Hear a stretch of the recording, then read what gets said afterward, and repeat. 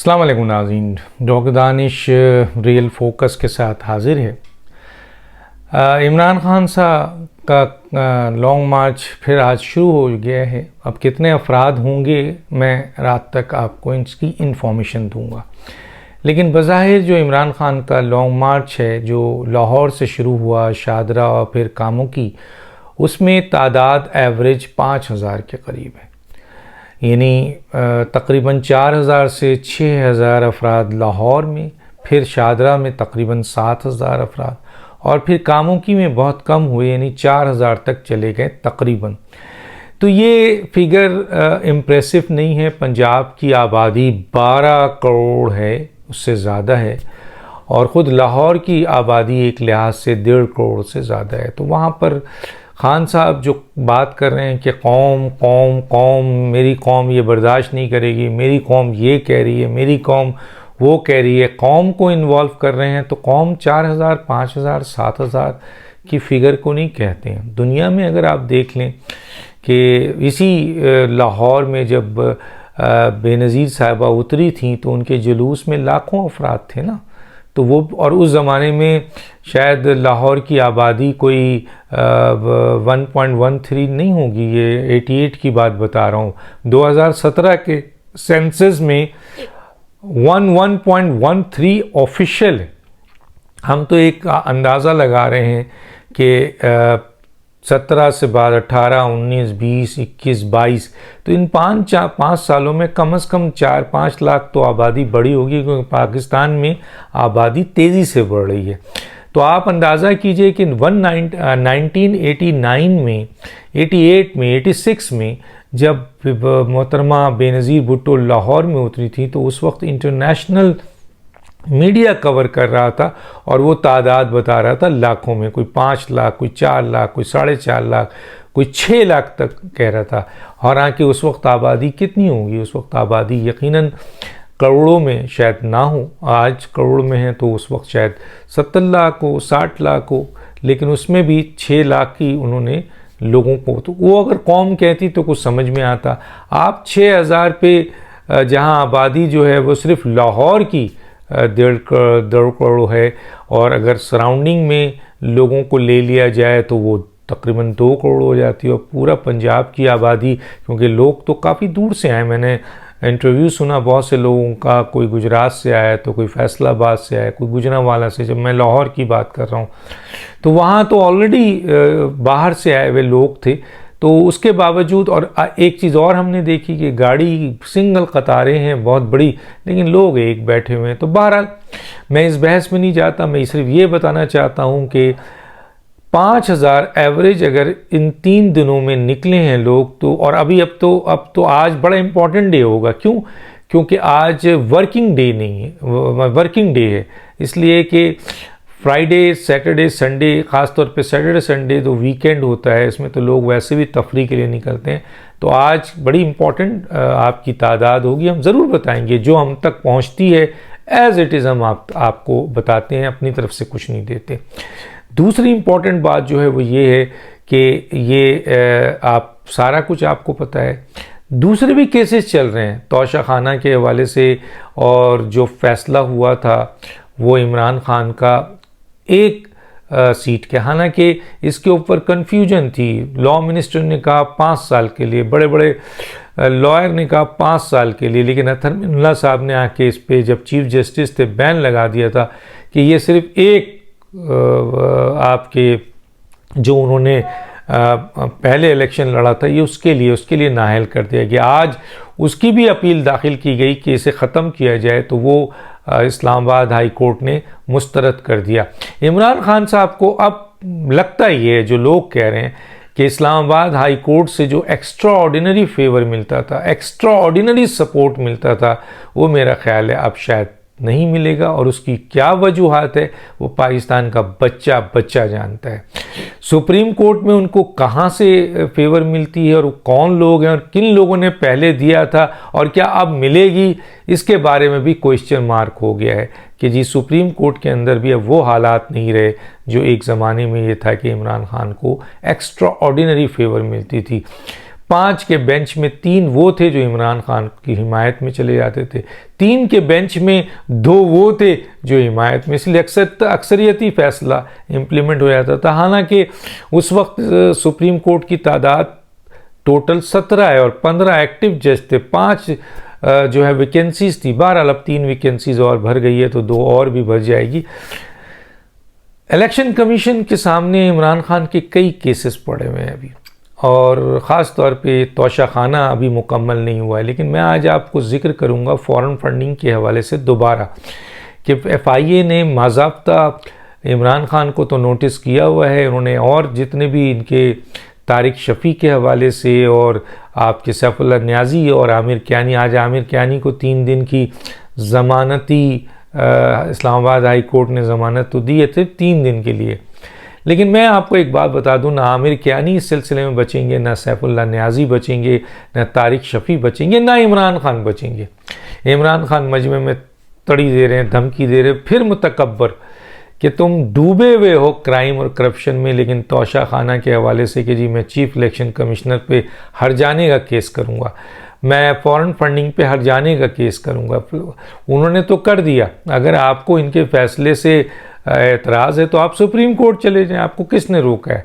और अगर आपको इलेक्शन कमीशन के इस फैसले से एतराज़ है कि आपको एक बुनियाद पे नाअहल किया है तो आप सुप्रीम कोर्ट तो जाएं, जिन्होंने एक बहुत मामूली मसले पर 62(1)(f) लगाकर जहांगीर तरीन को और नवाज शरीफ को ताहयात नाअहल किया है। तो आप जाइए, क्योंकि सुप्रीम कोर्ट में ये हो सकता है कि अगर लोअर कोर्ट ने किसी केस में कम आपके सज़ा दी है तो वो बढ़ा सकती है, और अगर ज़्यादा सज़ा दी है तो कम कर सकती है, ख़त्म कर सकती है।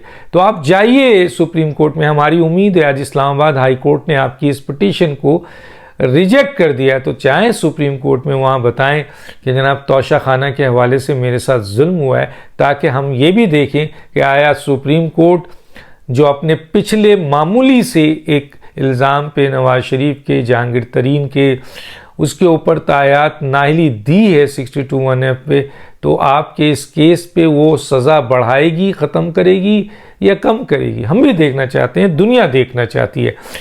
आप ये काम करते रहें, चलें जाएं। दूसरी तरफ FIA ने आपको बुलाया हुआ है। मेरा ख्याल आज आपकी कराची में आमद है, बहुत अहम केस है, आपकी गिरफ्तारी भी हो सकती है। इमरान खान की गिरफ्तारी का ऑलरेडी आपको पता है कि उनके ऊपर मुकदमा बना हुआ है, किसी वक्त भी उनको गिरफ्तार किया जा सकता है। और अब मैं बता दूं कि इमरान खान की गिरफ्तारी और मुमकिन क्यों है। देखिए, इमरान खान साहब ने अपना आखिरी तुरुप पत्ता भी फेंक दिया, और उनके लोग इस बात पे परेशान हैं, और वो तुरुप पत्ता कामयाब नहीं हो रहा है अब तक। क्यों? क्योंकि वो तुरुप पत्ता ये है कि उनका एक तुरुप पत्ता था कि मेरे साथ कौम है, और आप जलसा करते थे और जलसे में लोग आ जाते थे।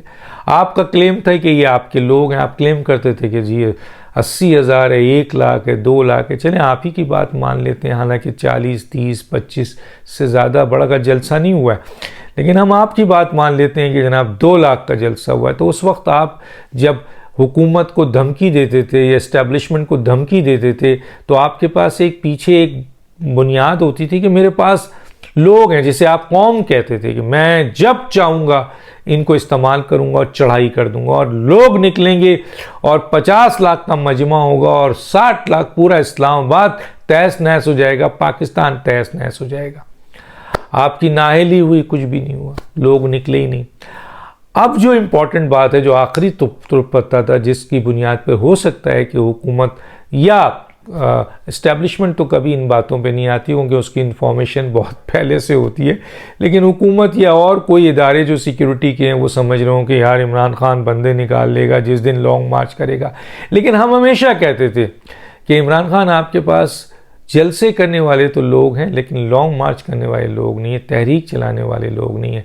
तो चुनांचे आपको अपने इस बात का अंदाज़ा हुआ तो आपने अपने लॉन्ग मार्च के ऊपर एक चीज़ जोड़ दी कि इस लॉन्ग मार्च में फैमिलीज़ आएंगी, तफरी होगी, मजाक होगा, एंजॉयमेंट करेंगी पूरी पब्लिक। ये एक तरफ आप कहते हैं कि लॉन्ग मार्च इस मुल्क में इस निज़ाम के ख़िलाफ़ बगावत है, इस मुल्क की हुकूमत के ख़िलाफ़ बगावत है, इस्टेब्लिशमेंट के ख़िलाफ़ बगावत है, और जिहाद है और तहरीक है।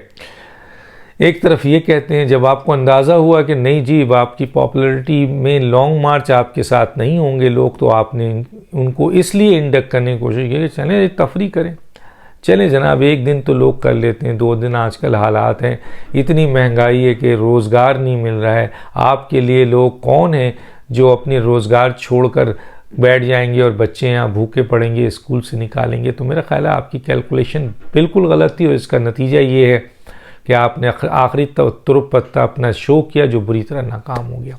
अच्छा, नाकामी की एक बहुत बड़ी वजह है, वो वजह ये है कि DGISI और DGISPR ने एक प्रेस कॉन्फ्रेंस करके आपको एक्सपोज कर दिया, टोटल एक्सपोज कर दिया।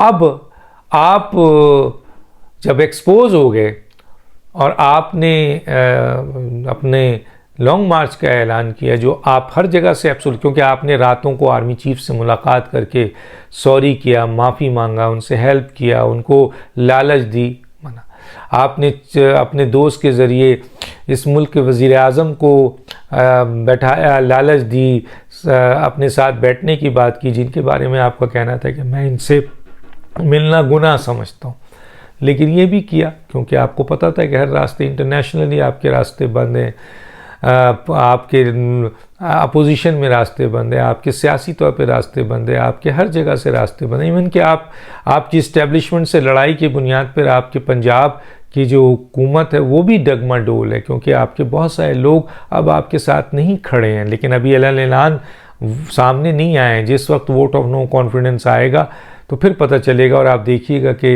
वो लॉयल्टी आपके साथ जितनी आपके पार्टी लोगों की है उससे कहीं ज़्यादा उनकी अपने मुल्क और अपने फ़ौज से है।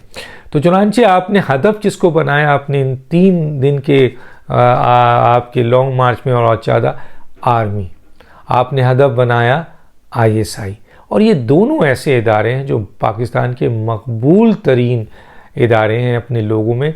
सियासी तकसीम में तो लोग आपका साथ दें, लेकिन जब आप लड़ने जा रहे हैं फ़ौज से और ISI से, तो फिर आपके अंदर बहुत बड़ी तादाद ऐसी है जिन्होंने आपको छोड़ देना है। और यही वजह है कि कोई दुबई का जनरल सेक्रेटरी रिज़ाइन कर रहा है, कोई कनाडा का कर रहा है, कोई अमेरिका का कर रहा है, कोई पाकिस्तान में लोग छोड़ रहे हैं, कोई MPA छोड़ रहा है, कोई MNA छोड़ रहा है, ये सब हो रहा है, आपके अंदाज़ा है, आपको रहा है।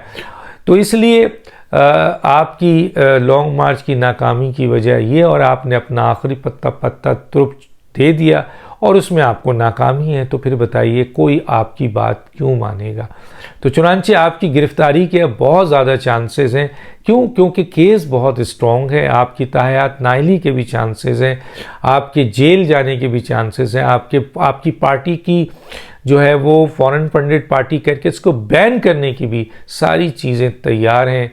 थोड़ा सा वक्त है, आप अब ख़त्म, फिनिश, बाकी अल्लाह जानता है। आपने आखिरी पत्ता भी खेला जो बुरी तरह नाकाम हो गया, इतना कोई सोच नहीं रहा था कि नाकाम होगा, लेकिन वजह वही है कि आपने जो अपनी नफ़रत आर्मी से और ISI से की और उन्होंने आकर आपको एक्सपोज किया, तो सब मामलात ख़त्म हो गए। देखते हैं चंद दिन में बहुत अहम लोगों की गिरफ्तारी है, भाग रहे हैं, ज़मानत करा रहे हैं, छुप रहे हैं। कोई KPK की हाउस नंबर रूम नंबर 102 में छुपा हुआ है, कोई KPK में 212 में छुपा हुआ है, कोई पंजाब के इसमें जो है वो 316 में छुपा हुआ है। तो ये इत्तलात हैं, आप ही लोग देते हैं, तो कब तक छुपेंगे। तो दानिश को याद दीजिए। अल्लाह हाफिज़।